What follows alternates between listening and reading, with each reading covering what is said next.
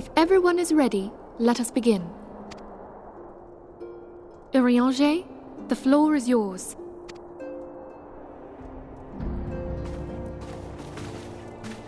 As all here assembled now know, in its final hours as our Order's headquarters, the waking sands did play host to a most unexpected visitor. I speak of the Ascian clad in white, Elidibus.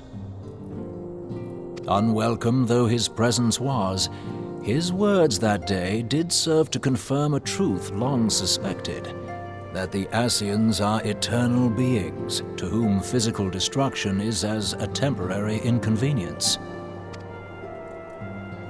In the intervening time, Urianger and I have striven to discover a means by which the Ascians might more permanently be slain.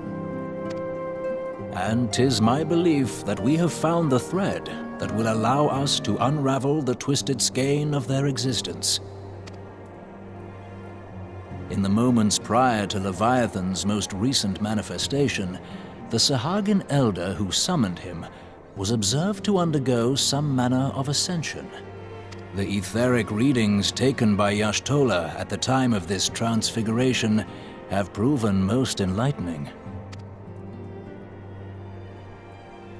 The disruption to the flow of ether was sudden and dramatic. So tangible was the agitation, I scarce had need of my goggles. The significance of Y'shtola's readings might better be understood in the context of mine own, taken at the instant of the Lord of Levin's demise. Unlike the primal, the Sahagin was not subject to etheric dissipation. Before discussing our new discoveries, it may benefit us all to recall what we know of etheric behavior.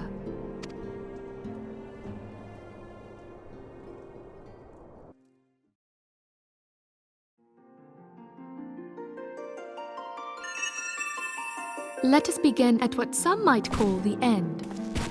When we who dwell in the material realm die, our spirits dissolve into the flow of ether and are returned to the ethereal realm. In turn, the restless energy which suffuses that plane streams back into our world, giving rise to new life. 'Tis as the heavens did decree, the way of all mortal souls. Twixt this world and the next do the ethereal currents swirl, bearing the very essence of life.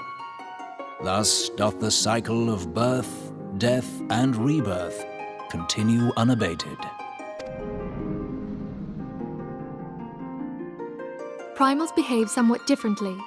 In order to manifest and then maintain a physical presence in this realm, they must consume vast quantities of ether, most often in the form of crystals. Though they may seem to live, their flesh is but ether given shape.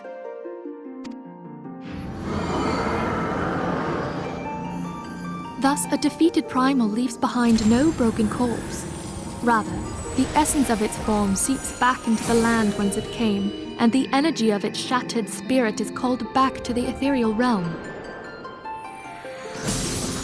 And there it waiteth, till next the prayers of the faithful do draw it forth from the sea of ether, to take their offering of crystals and make for itself a new body.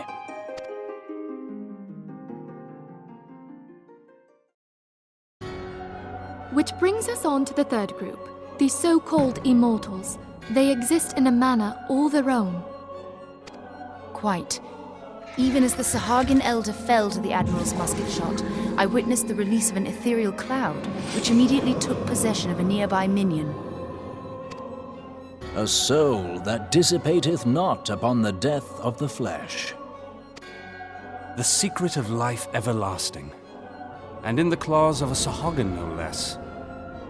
But I wonder, what would happen to one of these obstinate spirits, should there be no suitable host for it to claim?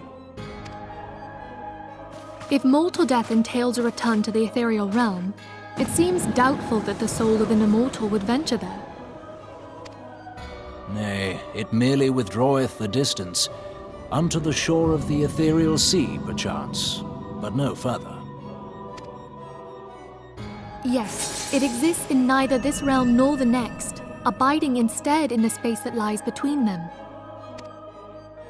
The Ascians took control of Thancred by means of a crystal of darkness, an artifact which, if our theories are correct, serves as a gateway to the place I have just described. I was hoping people had forgotten about that. I am sorry, my friend. For a mercy, the weary road of our research hath brought us unto an answer. The Sahagin ascended to an immortal state, but he did not possess a crystal of darkness through which to flee this realm. Thus was he consumed by Leviathan. If we could entrap the spirits of defeated Ascians in like manner, and thereby deny them resurrection...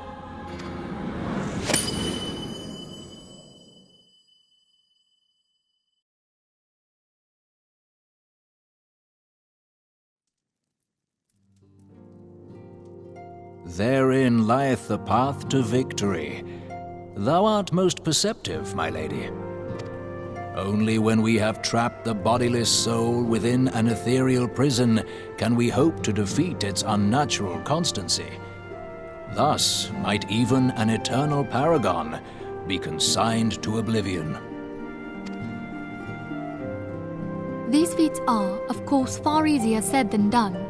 At present, we lack a viable means to entrap and extinguish an Ascian soul. Yet, I believe it to be possible. The pieces of the puzzle lie before us. We have but to put them together.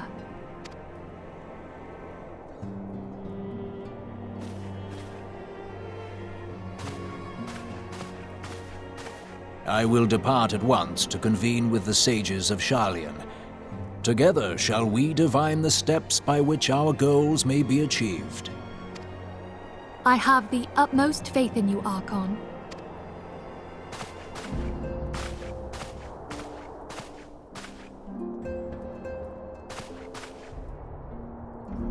Beg pardon, antecedent, but I would raise one final matter. Even now, a Sharlayan survey party seeketh to ascertain the fate of the students of Baldessian. Their findings shall soon be known to us. Though you harbor feelings of dread, I bid you surrender not to sorrow, but abide instead in hopeful prayer.